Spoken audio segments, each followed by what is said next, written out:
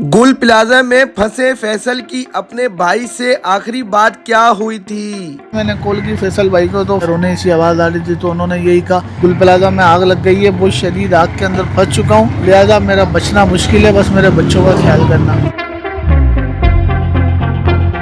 सानिया गुल प्लाजा एक इंतहाई अफसोसनाक वाक़या कराची में पेश आया है। आज 10 दिन गुजर जाने के बाद जो है लावर्किंग को बॉडी नहीं मिली है। फैसल के घर में मौजूद है, ये इनके भाई मौजूद है, इनसे जानते हैं कि आखिरी कॉल पे फैसल से क्या बात हुई थी। फैसल भाई से लास्ट मेरी यही बात हुई थी कि फैसल भाई को मैंने कहा था मुझे बाइक चाहिए, तो फैसल भाई ने कहा मैं 20 मिनट में आ रहा हूँ।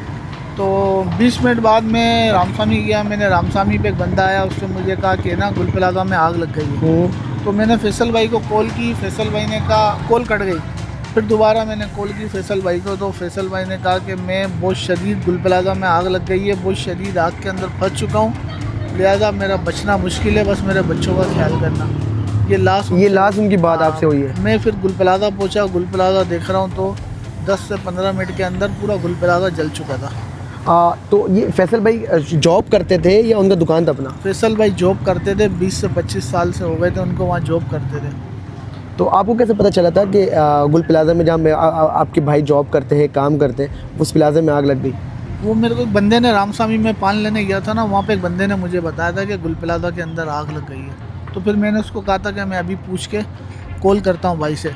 तो मैंने भाई को कॉल करी तो कट गई, फिर दोबारा कॉल करी तो भाई रोने जैसे हो गए, रोने सी आवाज़ आ रही थी। तो उन्होंने यही कहा मैं गुल प्लाजा के अंदर आग के अंदर फंस चुका हूँ, लिहाजा मैं अब नहीं बच सकता, बस मेरे बच्चों का ख्याल करना। फैसल साहब के कितने बच्चे हैं? फैसल भाई की 2 बेटी 1 बेटा है। ठीक है, 10 दिन गुजर जाने के बाद अब तक फैमिली को बॉडी नहीं मिला है? नहीं, 10 दिन हो गए, हमको अभी तक कोई बॉडी का पता नहीं है। अभी तो ये कह रहे हैं कि गुल प्लाजा सील कर दिया है, तो वहाँ पे जा भी नहीं सकते हैं ना कुछ।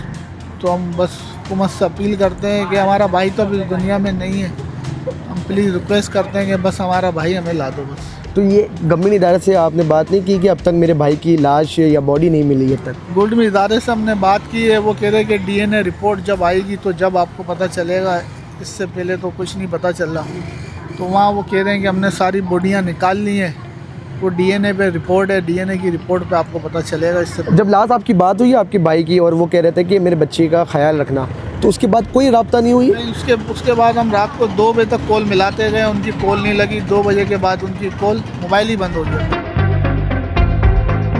गवर्नमेंट से क्या अपील करना चाहेंगे? एक जवान भाई जिसके 3 बच्चे हैं, यतीम कर गया सबको, क्या कहना चाहेंगे आप? मैं गवर्नमेंट से बस यही रिक्वेस्ट करता हूँ कि भाई तो हमारा अब चले गया है, तो लिहाजा हमारी मदद की जाए ताकि हम अपने भाई को DNA रिपोर्ट जो है उसको काम को तेज़ी से किया जाए, ताकि हमारे भाई की तो बस अल्लाह को प्यारा हो गया, बस हमारे भाई की लाश। फैसल साहब के 3 बच्चे हैं, तो बच्चे जो है अपने वालिद साहब को ढूंढ रहे होंगे, पुकार रहे होंगे। बच्चे रोज तो क्या मतलब कि उनको क्या कह रहे हैं बच्चों को आप? बच्चों का हम यही कह रहे हैं, बाबा यहाँ गए हैं, वहाँ गए हैं, दूर गए हैं, आ जाएंगे, कल आएंगे। बच्चे रोज़ कहते हैं कि हमें बाबा के पास जाना है, हमारे बाबा के पास जाना है।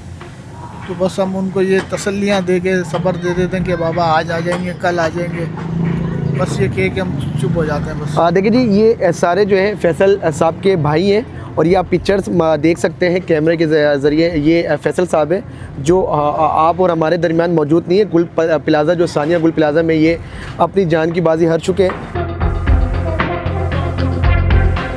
फैसल भाई बिल्कुल अपनी ठंडी तबीयत थी उनकी, अपने बस काम पे जाते थे, बच्चों में शाम आते थे जब काम से ना, तो उनको बाहर चक्कर लगाने ले जाना, और जो है ना अपने मतलब कभी किसी से लड़ाई झगड़ा नहीं और कोई शोर शराबा नहीं, बिल्कुल धीमी मिजाजी से गुफ्तगू करना, और अपने ज़्यादातर काम से काम रखते थे। जब ये हादसे के बारे में आपको मालूम हुआ कि गुल प्लाजा में जहाँ मेरे भाई का शॉप है उस प्लाजे में आग लग गई, तो आप फिलफौर वहाँ पर पहुँचे थे? मुझे छोटे भाई ने इतला दी कि बड़ा भाई बहुत परेशान सा रहे और घबराया हुआ रो रहा है, और वो कह रहा है कि बहुत आग लग चुकी है गुल प्लाजा में, मैं फंस चुका हूँ, मैं अब तुम्हारे बीच नहीं आऊँगा, मेरे बच्चों का ध्यान रखना। तो उसी टाइम मैं गुल प्लाजा पहुँच चुका था, 10 से 15 मिनट के बाद।